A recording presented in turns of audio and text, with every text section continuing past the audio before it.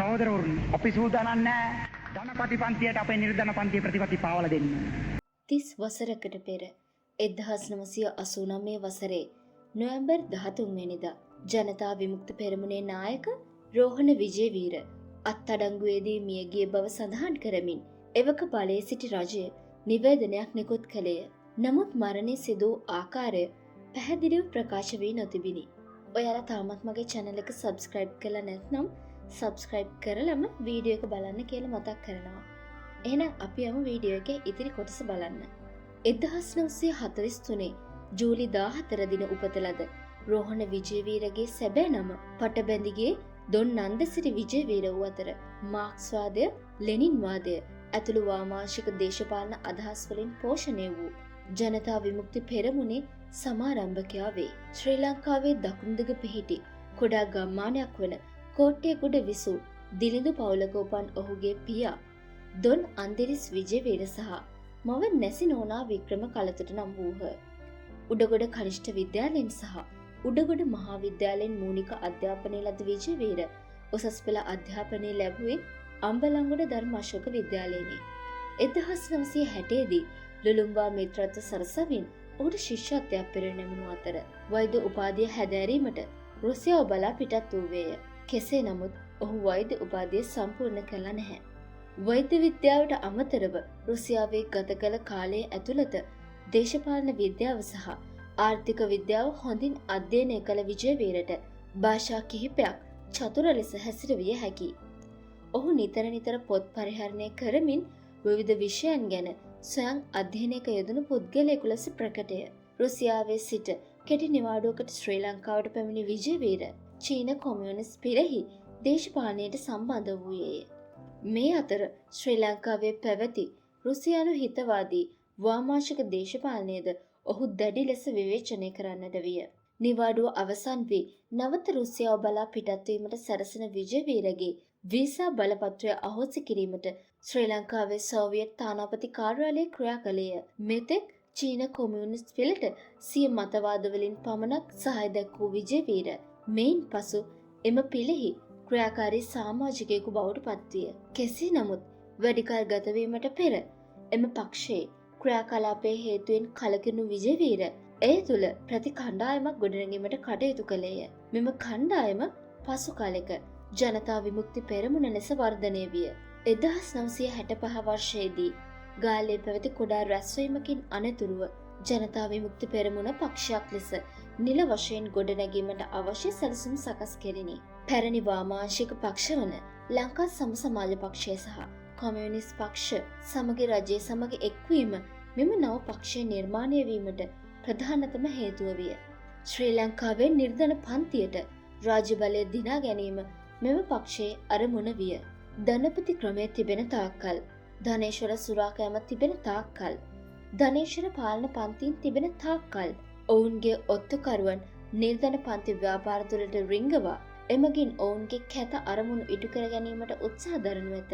කළ හැකි සෑම සටකපට උපක්‍රමයක්ම යොදනු ඇත.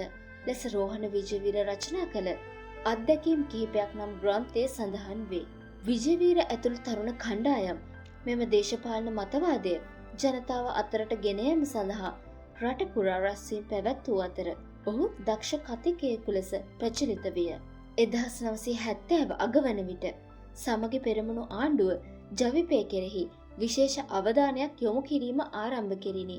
විප්ලවවාදී කණ්ඩායම් වලට අයත් තරුණ තරුණියන් සෙවීමට චේ ගුවරා බියුරෝව නමින් විශේෂ පරීක්ෂණ ඒකකයක්ද පිහිටුවීමට ආණ්ඩුව පියවර ගත්තේය.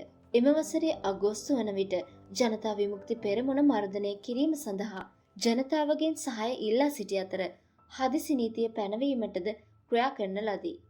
මේ වන විට ජනතා විමුක්ති පෙරමුණ සන්නද්ධ අරගලයක් සඳහා රහසේ ආයුධ එක්රැස් කරන බව ආණ්ඩුවට තොරතුරු ලැබී තිබිණි. 1971 මාර්තු මස රෝහණ විජේවීර අම්පාරේදී අත්අඩංගුවට ගත් අතර පසුව යාපනයේ බන්ධනාගාරයට මාරු කර යැවිණි. කෙසේ නමුත් ජනතා විමුක්ති පෙරමුණේ පොඩි අතුල ලෙස හැඳින්වූ වික්ටර් අයිවන් ඇතුළු සෙසු නායකයින් 71 කැරැල්ල ආරම්භ කර ඒ තුළින් රාජ්‍ය බලය අල්ලා ගැනීමට සැලසුම් කළහ. මේ අනුව 1971 අප්‍රේල් 5 වෙනි දින අලුයම දිවයින පුරා පොලිස් ස්ථානවලට එකවර එකම වේලාවකදී පහර දී බලය අල්ලා ගැනීමට සැලසුම් කර තිබිණි. නමුත් පසුව එම සැලැස්ම වෙනස් කර එදින රාත්‍රියේ පහර දීමට සැලසුම් කෙරිණි. නමුත් මෙම වෙනස් වීම මොනරාගල දිස්ත්‍රික්කයට දැනුම් දීමට අසමත් විය. මේ හේතුවෙන් අප්‍රේල් 5 අලුයම වැල්ලවාය පොලිසියට පහර දීම සිදු විය. මෙම ආරම්භයත් සමග ජනතා විමුක්ති පෙරමුණ සගයන් පොලිස් ස්ථාන විශාල ප්‍රමාණයකට පහර එල්ල කළ අතර සමහර ගොඩනැගිලිවලට දැඩි හානි සිදු විය. නමුත් සැලසුම් කරණයේදී සිදු වූ වැරදි හේතුවෙන් කැරැල්ල අසාර්ථක විය. මේන් පසු ජනතා විමුක්ති පෙරමුණට සම්බන්ධ දහස් ගණනක් තරුණ තරුණයන් එවක පැවති ආණ්ඩුව විසින් ඝාතනය කළ අතර තවත් විශාල පිරිසක් සිරගත කෙරිණි. කැරැල්ලට සම්බන්ධ සැකකරුවන්ට දඬුවම් කිරීමේ අරමුණින් 1972 අපරාධ යුක්ති විනිශ්චය කමිෂන් සභාව පිහිටුවා. ඒ මගින් 1971 මහා නඩුව නමින් අධිකරණ ක්‍රියාවලියක් ආරම්භ විය. එවක රාජ්‍ය නායිකා වූ මහරජිනට විරුද්ධ වීම, ශ්‍රී ලංකාවේ නොයෙක් ස්ථානවල යුද්ධ කිරීමට අනුබල දීම, ශ්‍රී ලංකා රජයේ බිය ගැන්වීමට කුමන්ත්‍රණය කිරීම යන කරුණු විජේවීර ඇතුළු පක්ෂ කැරැල්ලට සම්බන්ධ වූ පක්ෂ සමාජිකයන්ට එල්ල වූ චෝදනාය. මෙහි එක් සැකකරුවෙකු වූ විජේවීර සිය නඩුව සඳහා නීතිඥයෙකුගේ සහාය ලබා නොගෙන තනිව ඉදිරිපත් වූයේය. නඩුව විභාගයේදී සැකකරුවන් 2500කට ආසන්න ප්‍රමාණයක් අත්හිට වූ සිර දඬුවම් යටතේ නිදහස් කෙරෙනු අතර තවත් 400කට ආසන්න පිරිසකට සිර දඬුවම් නියම කරන ලදී. රෝහණ විජේවීර ඇතුළු පුද්ගලයන් 5 දෙනෙකුට ජීවිතාන්තය දක්වා සිර දඬුවම් නියම විය. 1976 දී සිරිමාවෝ බණ්ඩාරනායකගේ නායකත්වයෙන් යුත් රජය එතෙක් ක්‍රියාත්මක කළ හදිසි නීතිය ඉවත් කිරීමට කටයුතු කළ අතර ජනතා විමුක්ති පෙරමුණට එරෙහිව තිබූ තහනම ඉවත් කළේය. ඒ අනුව පක්ෂයේ නීති අනුකූල විය. ඉන්පසු 1977 දී ජේ.ආර්. ජයවර්ධන රජය බලයට පත්වීමත් සමග අපරාධ යුක්ති විනිශ්චය කමිසම අහෝසි කළ අතර ඒ යටතේ සිර දඬුවම් නියම වූ රෝහණ විජේවීර ඇතුළු සියල්ලන් නිදහස් වූහ. 1980 මාර්තු මාසයේ රෝහණ විජේවීර මොරටුව විල්ලාරවත්තේ පදිංචිව සිටි ශ්‍රීමති චිත්‍රාංගනී සමග යුග දෙවියට එළඹිණි. 6 දෙනෙකුගෙන් යුත් පවුලේ බාලයා වූ ශ්‍රීමති චිත්‍රාංගනී මෙම විවාහයට අකමැතිව සිටියත් සිය සහෝදරයා වන චන්ද්‍රා ප්‍රනාන්දුගේ දැඩි බල කිරීම මත කැමැත්ත ලබා දුන් බව ඇය සඳහන් කර තිබේ. විල්ලෝරාවත්තේ පිහිටි ශ්‍රීමති චිත්‍රාංගනීගේ නිවසේදී විවාහ උත්සවය පැවැත්විණි. මෙම යුවලට දරුවන් 6 දෙනෙකු සිටී. 1981 දී පැවති දිස්ත්‍රික් සභා ඡන්දයට ජනතා විමුක්ති පෙරමුණ නියෝජනය කරමින් විශාල අපේක්ෂකයන් සංඛ්‍යාවක් ඉදිරිපත් විය. ඡන්දය වෙනුවෙන් රටවටා පැවති රැස්වීම් ගණනාවකින් පසු සිය නියෝජිතයින් කිහිප දෙනෙකු දිස්ත්‍රික් සභාවට පත් කර ගැනීමට ජනතා විමුක්ති පෙරමුණට හැකි විය. ශ්‍රී ලංකාවේ ප්‍රථම ජනාධිපතිවරණය පැවැත්වුවේ 1982 වසරේදීය. එහිදී එක්සත් ජාතික පක්ෂය නියෝජනය කරමින් ජේ.ආර්. ජයවර්ධනත්, ශ්‍රී ලංකා නිදහස් පක්ෂය නියෝජනය කරමින් හෙක්ටර් කොබ්බෑකඩුවත්, ජනතා විමුක්ති පෙරමුණ නියෝජනය කරමින් රෝහණ විජේවීරත්, ලංකා සම සමාජ පක්ෂය නියෝජනය කරමින් කොල්වින් ආර්.ඩි. සිල්වා, නව සම සමාජ පක්ෂය නියෝජනය කරමින් වාසුදේව නානායක්කාරත්, දෙමළ කොංග්‍රසය වෙනුවෙන් කුමාර් පොන්නම්බලම්ද ඉදිරිපත් වූහ. මෙවර මැතිවරණ සටනේදී දැඩි ප්‍රචණ්ඩ ක්‍රියා රසක් වාර්තා විය. අවසානයේදී ඡන්ද 2,73,428ක් ලබාගත් රෝහණ විජේවීර තෙවන ස්ථානයට පත්විය. ජනතාව අපි රටේ තෙවන බලය ලෙස පිළිගෙන තිබෙනවා යයි ජනපති සටනෙන් පසු පැවති රැස්වීමක් අමතමින් විජේවීර ප්‍රකාශ කර තිබිණි. 1983 ඇති වූ කළු ජූලියත් සමග අතිවිශේෂ ගැසට් නිවේදනයක් නිකුත් කරමින් ජනතා විමුක්ති පෙරමුණ, ශ්‍රී ලංකා කමියුනිස්ට් පක්ෂය සහ නව සම සමාජ පක්ෂය යන වාමාංශික පක්ෂ තහනම් කළ බව ජේ.ආර්. ජයවර්ධන ප්‍රමුඛ රජය ප්‍රකාශ කළේය. මේ අතර ජනතා විමුක්ති පෙරමුණ තහනම් කිරීමට යන වග සැලවූ වහාම රෝහණ විජේවීර සිය බිරිඳ සහ දරුවන් සමග මොරටුවේ නිවස හැර දමා තංගල්ල බලා පිටත් විය. එහිදී චිත්‍රාංගනී සහ දරුවන් විජේවීරගේ මවට බාර කර එම නිවසින් පිට වී වෙනත් ආරක්ෂිත ස්ථානයක සැඟවීමට පිටත් වී තිබේ. මේ අතර එවක පැවති ආණ්ඩුවද දැඩි මර්ධනකාරී වැඩපිළිවෙලක් ක්‍රියාත්මක කළේ. ජනතා විමුක්ති පෙරමුණට සම්බන්ධයයි සැක කළ තරුණ තරුණියන් විශාල පිරිසක් ඝාතනය කරනු අතර තවත් විශාල පිරිසක් අතුරුදහන් වූහ.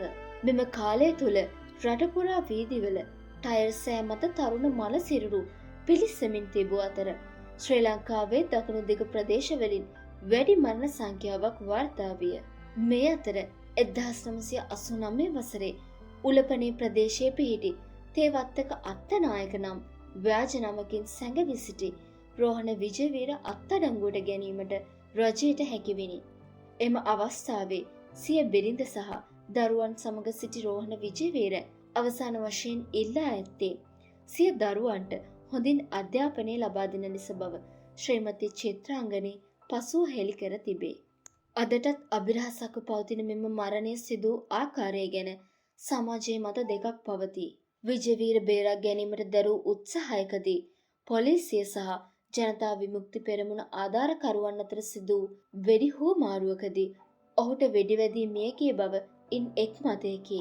නමුත් වඩාත් ප්‍රසිද්ධ මතය නම් ඔහු අත්අඩංගුවටගෙන දැඩි ලෙස ප්‍රශ්න කර වද හිංසා පමුණුවා බොරැල්ල කනත්තේදී වෙඩි තබා මිය යනතෙක් පුලිසා දැමූ බවය. විජේවීරගේ මරණින් පසු ඔහුගේ බිරිඳ සහ දරුවන් 6 දෙනා නාවික හමුදා කඳවුරක රඳවා තැබිණි. මේ යන විට 46 වෙනි වියේ පසු විජේවීරගේ දිවි ගමන එසේ අවසන් වුවත් ඔහු නිර්මාණය කළ ජනතා විමුක්ති පෙරමුණ වර්තමාන ශ්‍රී ලංකා දේශපාලනය තුළ දිගු ගමනක් පැමිණ තිබේ. 1971 සිට 1989 අවසානය දක්වා අතරින් පතර සිදු මෙම අරගලවලින් 70,000කට අධික ප්‍රමාණයක් මිය ගොස් ඇති අතර තවත් විශාල පිරිසක් අතුරුදහන් වී ඇත. වීඩියෝ එකට ලයික් කරලා කමෙන්ට් එකකින් ඔයාගේ අදහස් අපිත් එක්ක බෙදා ගන්න කියලා මතක් කරනවා. අලුත් වීඩියෝ එකකින් නැවත හමු වෙමු. හැමෝටම බොහොම ස්තුතියි.